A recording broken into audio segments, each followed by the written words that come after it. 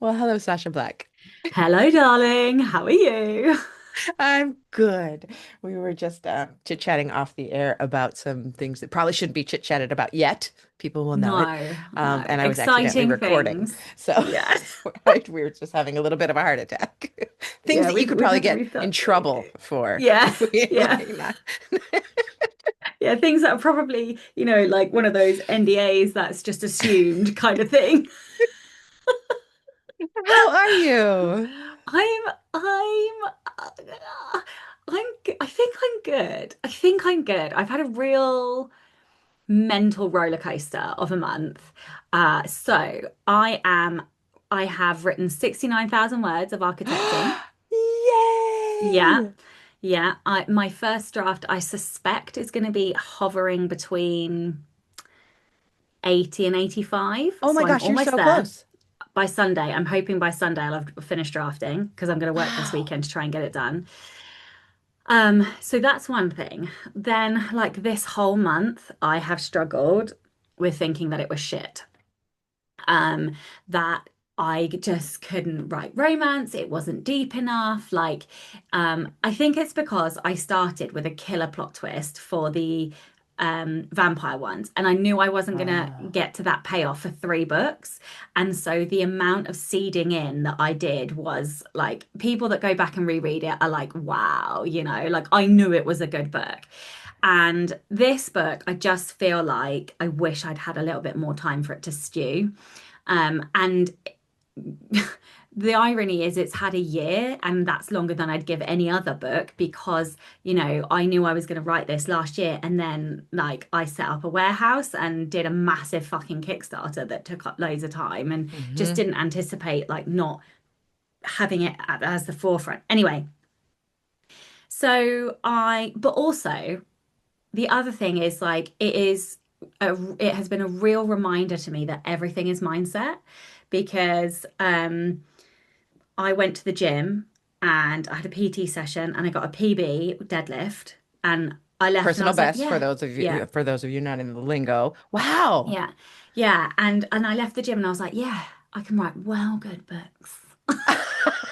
I was just like, oh, you're such a knob. Like, you're such a knob. Like, just get over yourself and just write the fucking book. So, and then like, it's just bizarre. Like anything, a piece of music can just completely flip me from, like feeling shit about it to thinking, actually, you do know what you're doing. And then lo and behold, I left the house and came up like with basically how to fix the romance. And then I was like, oh, for fuck's sake. Like, I knew I'd come up with it eventually. But also, like, you don't when you're living it every day. Hmm. You're like, no, no, I'm never going to be able to write a good book. No, I will never be able to fix it. Like, this is the worst book I've ever written. Like, all We're that such bullshit that we go through. catastrophizers, right? Oh my Instead, God, I'm I so never dramatic. I never ever sit at my desk and go, "Oh, I feel like this is a terrible book." And also, I know that it's just fine. This is always what I go through. No, it's always I feel like this is a terrible book and this is the time that I Yeah, fail harder than anyone has ever failed yeah. in the history Yeah, of I the just universe. believe it. Yeah, yeah, yeah. Yeah. Yeah.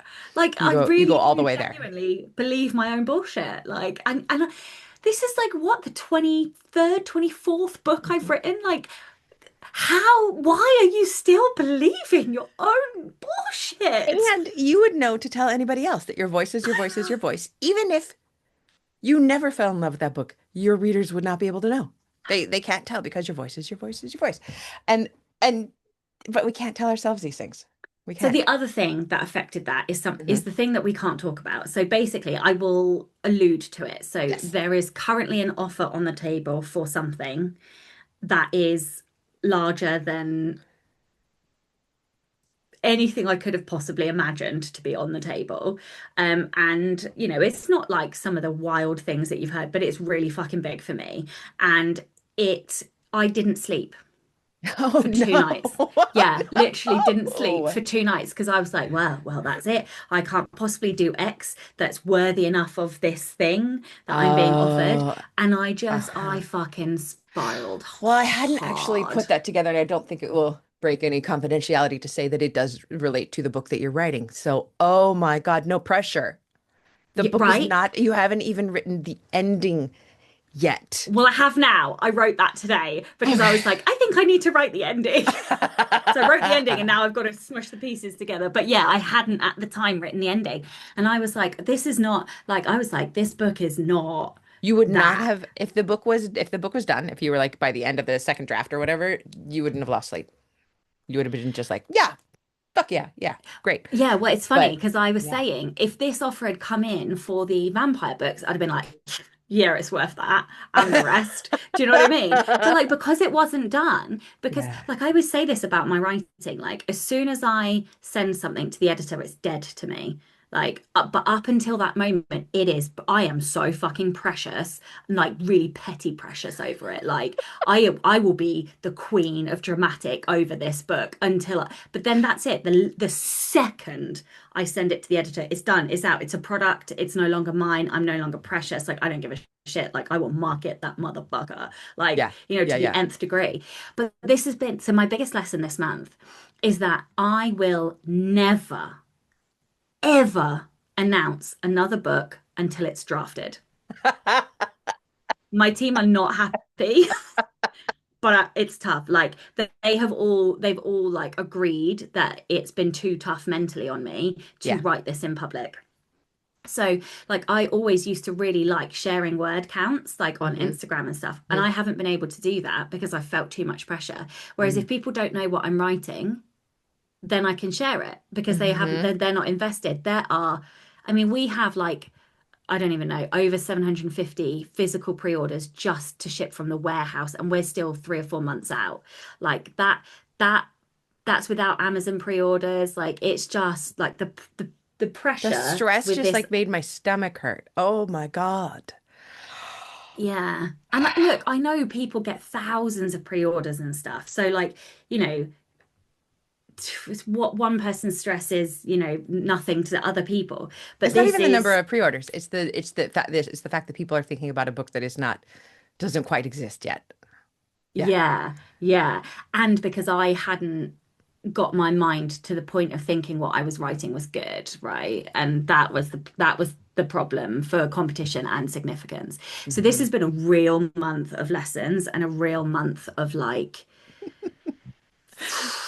You are yeah, always having months of emotion. lessons. You've had so many lessons. Top five learner. I'm always going to be learning something. And I was thinking, yeah, that's never ever going to change, and that's good. No. That's it should not change. Yeah. Yeah. But I Wow. never thought I would be bothered by writing in public. Well, and it's true that perhaps in the future you won't mind again. At some point you may turn that corner again and say, "Oh yeah, I care not." But right now you do. And so you'll protect Yeah. that. Yeah. Yeah.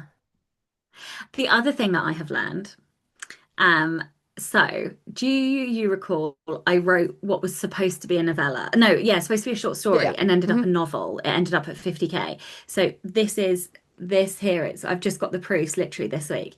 Anyway, I realized that there was absolutely zero pressure on that. Like nobody really knew what I was doing. They all thought I was writing a short story for this Kickstarter. Hmm. And so I just literally packed it full of tropes, like it was all fun, all banter, all ridiculous. And it was like the funnest thing I have written ever. And I think I have to do some more of those, like just absolute zero pressure, fun, shorter things Uh-huh. that so I think I'm going to be palette cleansing. I'm going to do something that nobody knows about. And I'm going to hold on to them as well. So I'm not going to Yeah, yeah. announce, I'm not going to talk about them. I'm going to hold on to them until because I've got an idea for a certain number of them. So I think I'm going to do some, and that's how I'm going to buy myself publishing time to then spend longer on the deeper, more complex books. That is a great idea because you were wanting that time, buying that time. You wanted to have the books in the hole in order to have Hmm. that, and that would do that. And I was trying to do it with the complex book, and that is just not the way to do it because it Right. does need more time. So I have to buy that time writing shorter things like the fun novella. I've got to stop calling it novella. It's not bloody novella. It's a full-length novel. It's just a short one.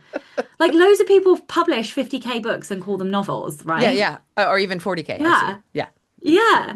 So it is a 100%. novel. Anyway, I'm out. That's all my lessons. It was a lot. It was a I'm lot. really impressed though that you wrote that much. You said you were going to, and then you did.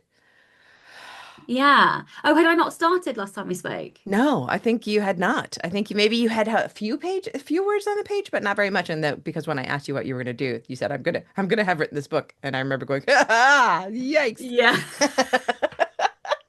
I was like, no, no. But yeah, no. So the deadline is Sunday. So I'm hoping that by Sunday I will have done it. And then what happens after that? It usually goes to your editor and then back to you. How long does that take? Or is it just No, gone? I have two hardcore weeks of editing. Ah, So we go on holiday on July the 21st. So I mm. have to have handed it by the 14th, I think. Yeah, by the You can do that 14th, because I have to have. that's your method. You like a fast, hard edit. I do. What I will say is that I think this is going to be the messiest first book I've written in a while. Readers And readers won't care. I'm a little bit nervous about how bad this edit is going to be. So, oh, you mean like when it comes back and how much work you'll have to do? Eh. No, so I do the edit myself and then it Yeah. goes to a proofer and that's it. Oh, Like okay. I Okay. would have, yeah, yeah, I would have preferred, I think, this time to have had a bit more time to send it to somebody, but like Ah. I didn't do that with the vampire one and that worked out fine. But the So, thing is, your voice is your voice is your voice. And readers are coming back to you because they like and love your voice. They're going to yeah. love it. Oh, it's so great. And kids, So I will not recommend that you do this at home until you've got a few books under your belt. Don't do what Sasha does. no, well, and also the other thing was I did developmental editing, for a Exactly. long time, Yeah. and I also do a lot of my developmental edit in outlining. I always say this to people. No, you do. I That's your first I draft. do. It is, yeah. I like change the book fundamentally at least three times whilst in the Mm. outline. And I actually on my checklist, I actually say, "Have you changed this book three times?" Because I know that that's how I work. Yeah, no, literally, because I'm like, oh well, if I haven't had this is better. Oh, this is better. I know I haven't done enough editing of the story Mm. in order to start. So I do Hmm. like genuinely, it is unrecognizable three times. Like the Mm. seed is there, the seed of the story is there. But yeah, I do very little like what people would like substantive editing. I do very Hmm. little substantive editing once it's on the page. There's so many people who are jealous of you right now, including a little part of myself. Yeah, but then That's your I method. can't pants. Yeah, Right. exactly. And there's lots of parts of me that would love to be able to do that. And Because I when I think do a full, I've only done a full outline, like, like an outline like yours once, and I have never hated writing a book more. I right, swore I would exactly. never do it. It was absolute misery. Took me like 6 months Yeah. to write a 75,000 word romance. It was Yeah, and I get horrible. jealous that you can just start. I want to just start and I Yeah, but can't. Like there's, I have Activator, remember? Like I oh, want to that's start true. writing that fucking book and I can't. I can't until and sometimes that means I have to wait and wait and wait and wait until interactions like, And oh no, I've come up with the idea. my activator is It's also really horrible. high and I love it. But that does mean, and this would, just drive you wild, is that in my Scrivener document right now, I've been working on, the book which is now called Curation. That's the one, the historical slash contemporary one that I've been working on. I've been working on it in those little 15-minute bursts of fun writing for months now. And I just checked. I have these scenes that I'm working on, and then I have what I call throat clearing. And I just put all the throat clearing in there. And that is all the scenes that I already know and don't care, are going nowhere. They're just never going to go anywhere. It's just me noodling. It's just me pantsing on the page. 25,000 words already in there. Mm, gosh. Sasha's face just went a little pale. And that's early. Um, Frequently, not always, but frequently a book will end up being 100,000 words, and there will be more than that in the trash of scenes that I haven't used. They're not rewritten. They're not bad that I wrote better. They're just scenes that they went somewhere else. That's a I have lot. only, that is a lot. I have only ever gotten rid of words twice, and it was 30K and 40K. And the same thing happened. I realized I'd written the beginning wrong, and I am faster at drafting than I am at editing. So I was like, ah, fuck, I'll just start again. So I just started again, and just binned the 30 and 40K. And I have I done that. wrote faster. Yeah, Yeah. yeah. Because you have to know where your strengths lie, right? Yeah, yeah. Um, yeah, that does hurt me hearing that a little bit, I'm not gonna lie. But you must have a lot of fodder though for like newsletters and like little I never snippets for use it. social media. I never go back into it. I figure that if it's not in the book, like then it didn't earn its way anywhere. So I've never gone back to, but people would love that. You know what I should do? They Oh, that would. just gave me a great idea. I'm playing with this idea right now of, and I don't know how I feel about it. So I'm actually just going to ask the Patreon people about it. But I've been having this yen to go back to, like a little bit of knitting stuff too. So I want to. Right now, one of my focus projects is I'm going back to what I was doing at the end of last year and then kind of dropped for everything else. But I am optimizing on a very deep level after watching a bunch of Inkers Con stuff. I'm optimizing some backlist, and I'm going to start with the Cypress Hollow books. And there's 5 novels and a novella. And the first book, people really love that first book. Like I don't even think that book is very good. And there are people who are my ride or die fans who will tell me till the end of my days that's the best book you ever wrote. I know personally it's the worst book I ever wrote, but that's the one they came in on. That's the one, ride or die. And that would be super. And so what I'm getting to here is I'm going to ask the Patreon if they want me to play with the kind of like the next book in town. But it Mm. would also be fun to go back to that Scrivener file for the very first book, because I'm sure I have it somewhere, and pull out some of those scenes because they're dead enough to me now to play with. Can I tell you what I'm thinking about for the Cypress Hollow books? What do you think about this? I think it's probably a terrible idea, but I'm excited about it, so I don't care. I'm doing things that excite me. Cypress Hollow, 5 books, 5 protagonists, straight heterosexual romances that are These are spicy. already published. These are done. Yeah, done. They're old. They've been out for like the first one came out 15 years ago. It came out in 2010. So it's 15 years later in Cypress Hollow.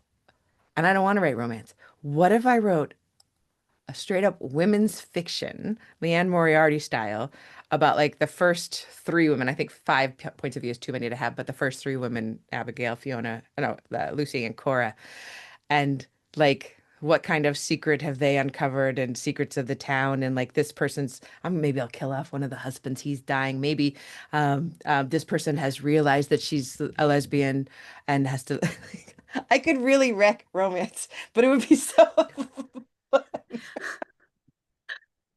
I'm like, I was all in until you started ruining the HEAs. I was like, oh no, no, no, I no. can't do it, can I? Can't ruin the Do they HEAs. do they still sell? Yeah, they sell well. Oh, do not fuck with the HEA. Like that is suicide. Do not do that. And sorry, Damn it. I No, shouldn't no, joke no. about suicide, but you know what I mean? That is not a good move. You're probably no, this is you're the first person I've told about it, and that actually just put it right into context. But I could write a women's fiction, Leanne Moriarty Yes, you style, could. set in Cypress Yeah. Hollow with those women orbiting. Yes, you could. You could make them side characters Yeah, and and pull helpers out some side and characters and yeah, characters from the earlier original days. books. Yeah, to Yeah, I could do cause that. chaos with. You know Yeah. what is very useful in this? I have noticed that have you ever used Google's Notebook, the LL large language model? It's on my to-do list. I heard Joe talking about it at some point, and I really do want to do it for like world building, but I haven't had the headspace to do it yet. The only thing I've done is I've tossed those 5 books in novella into it. But what it can do is just I can ask it questions of it. Basically, I'll be able to ask, can you give me the plot for book number 1? Can you give me all the characters listed in order of what book they appeared in, alphabetical order, and what they do in the book? Like basically, Maybe I'll do that before I start editing. it's going to act as yes, it's going to act as a Bible reader. And you could do that with one book. You could do it in Claude or ChatGPT or whatever your preferred is. But if you're collating a large lot of work, there's more than one book. I'd probably use the Google Notebook. Yeah, but GPT lies sometimes. Don't know if you've noticed that of late. Oh yeah, oh It's yeah, started yeah. to tell Oh lies. And yeah. I'm like, what are you talking about? Like, No, it completely it'll hallucinate. Claude has hallucinated things in my own book. It's like, well, don't, leave out I think the Arctic storyline is pushing it a little bit. There's no Arctic storyline. yeah, My yeah, my my theory about the hallucinations, and it just kind of, I've always thought it was kind of amusing, but the other day I realized that these are large language models. They have been made to create language and make stuff up from the stuff they've been giving. And I just think they're a little bit too eager. I don't blame them for doing it. Like, I want to help this person. I'll just tell them something because I can't find what they're looking for. I'll just tell them yeah. anything. The scary thing is that a lot of older people I've noticed don't know that. And I keep hearing from older people in my real life, like, oh yeah, I use that. I use chat. I use AI for all my medical stuff. And I'll say, no, it lies. And they're like, Oh no, it no. doesn't. Yes, it does. It lies all the time. You must fact check everything. So yes, I would even fact check what it tells me about my books. And I do have an old Bible I can cross-reference for those books. But I could ask it things like, can you give me some ideas about a women's fiction that could happen in this town that that won't piss off the readers? Yeah, I can't mess. Oh, wouldn't that be fun though, Don't to kill mess off with one the of the HEA. husbands? Just do a lesbian, do a no, okay, yeah, you're right. But then yeah, okay. I'm gonna let that go. You're Yeah, correct. I would not kill off the well, no, don't do it. Don't ruin the HA. If they still sell, you can't. You literally can't. But like Yeah. it's like the one thing. So Katie Robert, was it Katie Robert or was it Sarah Kate? It was one of them. Hmm. So they're both doing second generations now. So Katie Roberts Villains series and Sarah Kate's Salacious Players Club, and they're both doing second generation. And one or other or both of them were saying you can't fuck with the HEA, Yeah. and I was like, oh yeah, no, you can never do that. So it's about the children, and it was Katie, and Katie was saying, how do you fuck people up enough that they're shit at romance at the beginning of the book whilst still having had good parents? Because the Oh parents my can't God. traumatize We them use the because they parents were for part of the everything. HEA. We use them for fucking everything. And so, like, That's that's a real fucking challenge. horrifying. Yeah. Yeah. How do you do that? Oh, what a good question. Okay. All right. So that helps me very much with thinking about that. That's good. But I think I will start, pulling things out of Cypress Hollow, just giving them like recipes and stuff over on the Patreon because I want to do more with that. But one of the things that I got from Inkers Con, which I have not finished going through all of the conference sessions, but it was great. It's the first conference I've been to for a while since I was at like Sky Warren's Ram a while ago. But is that I just have so much product that I'm just sitting on, and I need to get it out in like I want to do translations and I want to do audiobooks for all of them and get them up everywhere and get better everything for everything and get them all up on Do my you have to Shopify and then manage start. that? I want to. I want to. And my lovely assistant and friend Ed will be listening to this and saying, "No, Rachel, I could do all this." And Ed, we can have a conversation about this. Um, but yes. Why do you want to do it? Are you procrastinating away from the real work? I'm just asking the question. Mm, there's probably a little bit of that, but I also feel like this is a nice blank space right now. Like the next thing that's on my radar is the fix, getting that out in Kickstarter, but I can't do that until all of the Seven Miracles stuff is done. Like I have at least 4 months before I can start doing that. Uh, And what happened to the book that you were writing about the historical lady? that's the one I'm still writing in 15-minute bursts every day. That'll probably take me a year to write. I've never written anything more slowly. Okay. I'm loving it. Oh, okay. But Okay. it's just kind of like my play thing right now, and that's keeping it playful. I have thought here's my thought process, and you can help me with it. But I've thought like if I throw everything into this book and spend 3 months writing it, and then maybe a month editing it, and then send it off to my agent, and she'll send it back, and then it'll take another 3 months to edit from there, and then it'll take another year before she even takes it out. Meanwhile, I'm putting all of my energy into a book that doesn't exist, whereas I need to be working on marketing Seven Miracles, getting the fix out after that, and working on backlist to make money. The thing that came out of Inkers Con for me was this one woman saying like, I am what she was fabulous. I can't even remember her name, but she makes a good. She makes. I think she makes mid six figures. Her goal is always 20 to 30K a month. And that is because she focuses always on income building time spending. And it is an income builder for me to write the next book, but not at the expense. Like I have those three women's fiction books that are my favorite books, some of my favorite books that I ever wrote, that are out of print right now. All I need to do is get a cover for them and put them up. Like they are Right, but out of why do you print. have to do that? Because you're so mean. I hate you. Okay, because like everything that you said is like great. I'm like, yeah, cool, cool, but you don't have to do any of that. Like I hear you on the income generation, and I totally agree. Like utilizing your backlist, but you don't have to do that. You have to drive the strategy. right? So, like, for example, I said to Petra a couple of months ago, we are going to want to generate cash flow over the summer because we are going to have spent out on the Kickstarter plus kick plus stock. Hmm. So we've spent more, like, so we've taken profit out of the Kickstarter in order to Hmm. buy stock. So there's no cash, like, well, there is cash in the bank, but do you know what I mean? We've Yeah, reduced yeah, the cash flow. yeah. And I was like, we won't be getting any more cash flow until the earliest September. But really, we release Architecty on the 30th of September, which is actually going to mean the end of November. So I was like, we've got to bridge that gap. So I was like, we need to run a sale.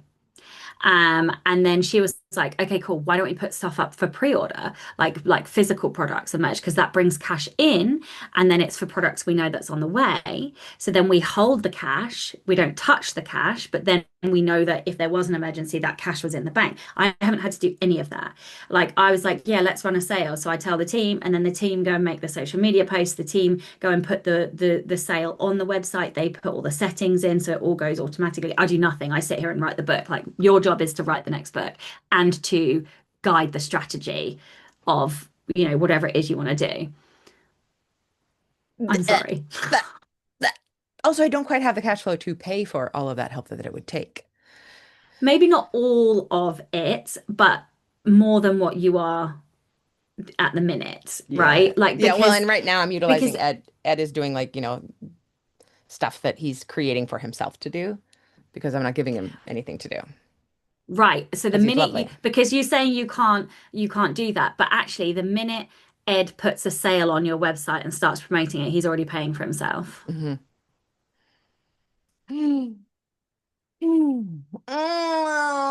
Right? Because if you set him on the income generation tasks, then what he is Yeah. doing for you is generating income. Yeah. And all he has to do is generate more than his hourly cost, which Yeah. he will, because Yeah. you have enough product. If you only had one book, he wouldn't, Right. but you That would don't. be You have a impossible. ton of books. Right. So then you just basically need to set up a domino of what can you either put on pre-order, what can you iterate. You don't have to go and find the designer. He could find the designer for you, or he could get into their schedule. Like that's an email, it's a 30-second job. Like that's not, he could do 100 of those in an hour, or I'm exaggerating, but do you know what I mean? Hmm. Like working with Petra is really, she's absolutely incredible. And it has really taught me what I care about and what I don't care about and what I am willing to let go of in order to create more product or Hmm. create more things that I know will generate more income. Hmm. Like it has, I've really changed in the last year. You really Like I just, have. yeah, I have. Because you always used to be like me and you like to have control of everything. Yeah. Yeah. But you know what's better? Like having control of my time Yeah. and Yeah. how much Yeah. I can create. Yeah. That is better than doing all the minutia of, like, don't get me wrong, like I will still have overall say on the cover. But like for example, so I did the kind of main brief for architecting. And then we needed so that was for, I'm doing this because I'm in my brain, I've got the jacket, like the big jacket, Yeah. but underneath we needed a case laminate. And I was like, I literally don't have time to do this. Petra, can you organize the case laminate? And off she did. And she got it, and then she shows me the options and I'm like, that one. And she's like, yeah, that's what I thought. And I'm like, cool. So you have to figure out what is actually meaningful to you. But generating income with your backlist is not a you job. That it's you create the we need to do this and this in order to generate the money, and Mm. then Ed can do it. Ed sounds brilliant to me anyway. No, Like, Ed is perfect. yeah, Yeah. you said enough about him that I'm like, yeah, he could do all of that. Like, you don't need to worry about that. He could do anything. Yeah, exactly.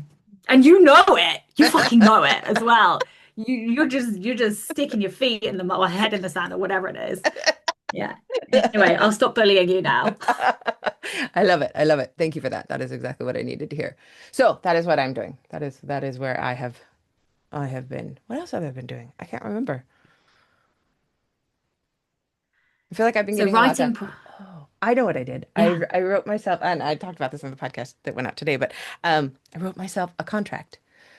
a contract between the company and the talent. And the company is Rachael Herron Limited, and the talent is Rachael Herron.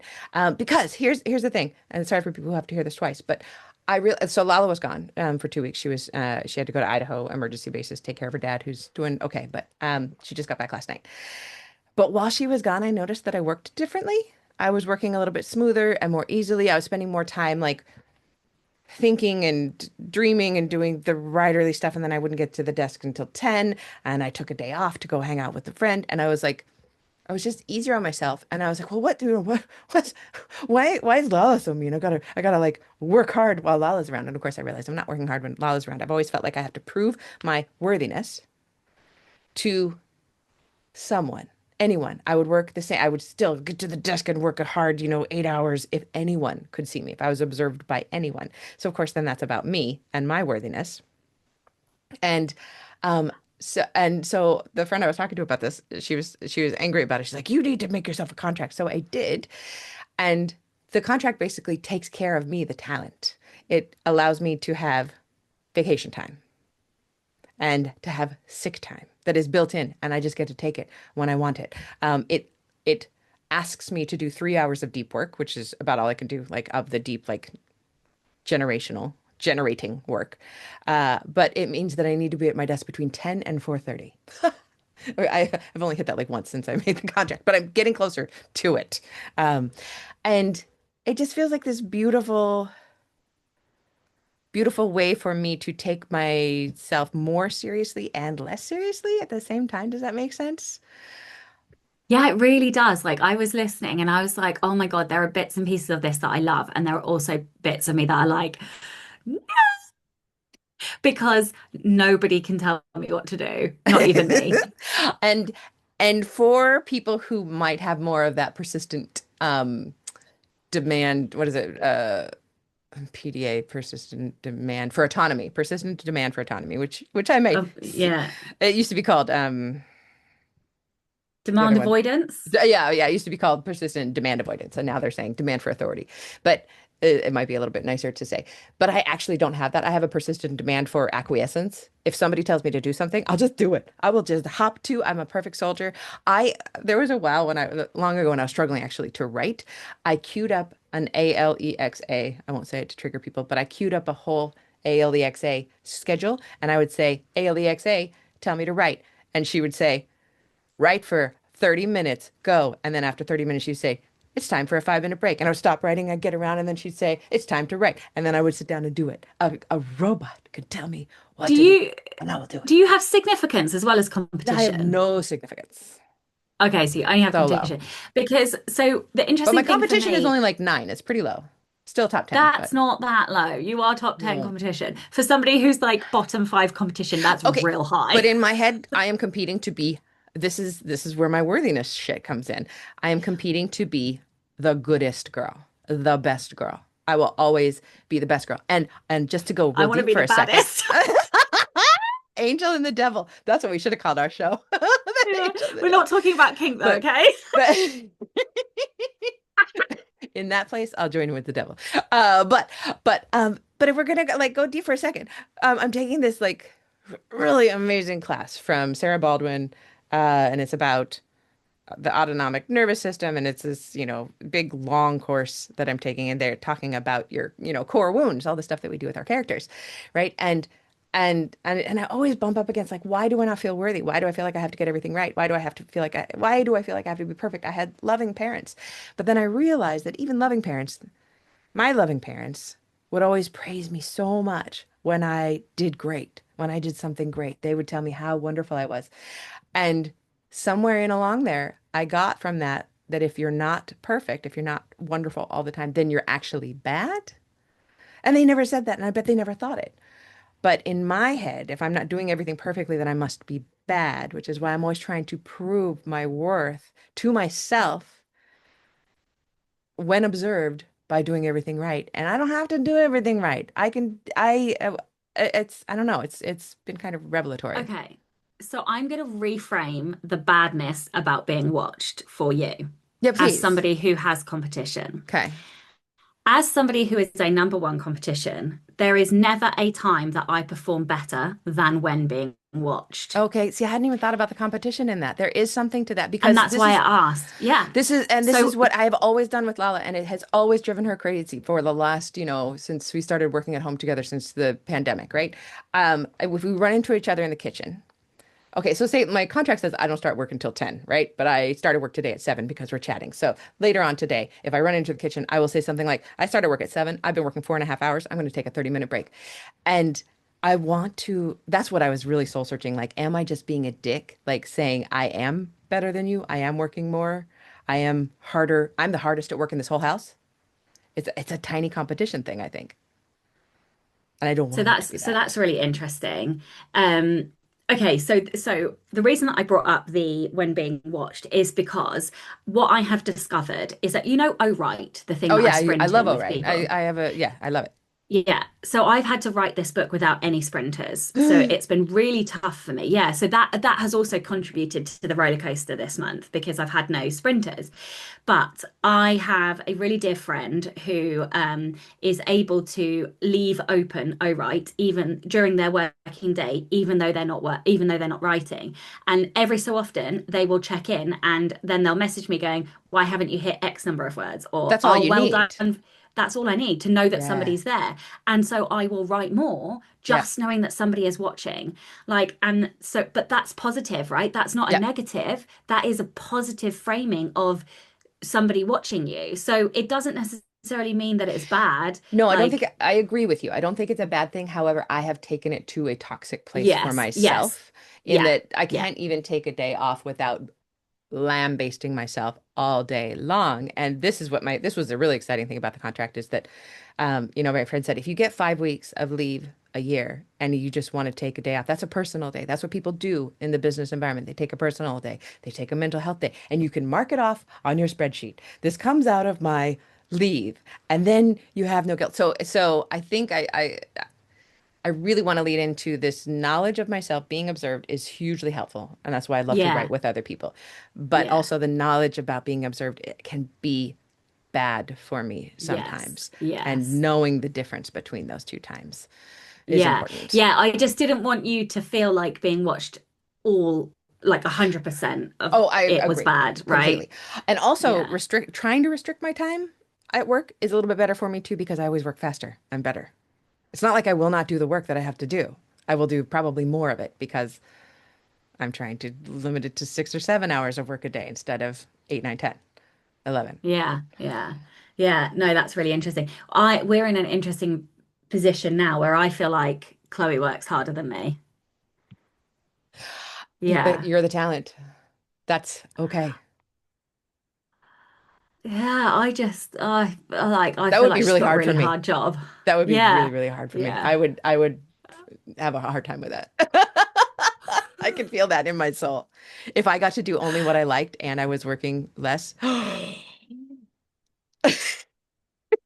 I know, right? Like it's a real I like and she's always had a hard job, but this job's really hard. Like she's yeah. got a really, really tough job. And like I work hard, I work really hard, but like I don't But think you I work as hard as her anymore. and also you love, love, love what you do.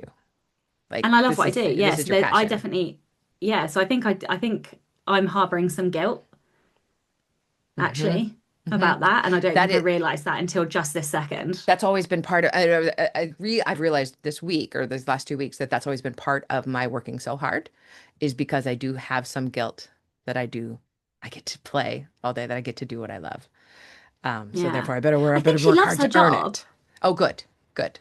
Yeah, I think she does love her job. She's Yeah. super passionate about it, and Oh good. like you can Excellent. see that passion, like when she talks about it, like how Yeah. much.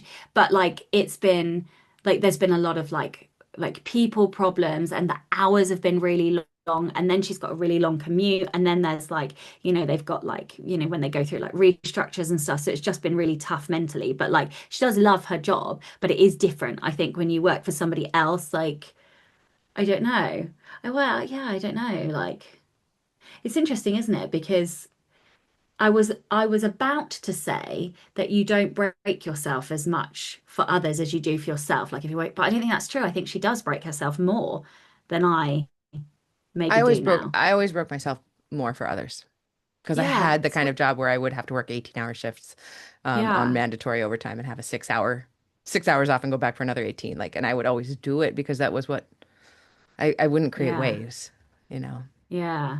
Yeah, but also you're like public service facing industry, which is what she's in. Mm-hmm. And she's got kids with safeguarding issues, like she's Mm-hmm. got, you can't not. Mm-hmm. You have to be there for them. You have to Exactly. handle the That's situation. that's why I was a 911 dispatcher and you can't go on strike. You're not allowed to legally. You can't not to show up. 911 can't not be answered. You know, Wow. it's What like happens other. if you get sick?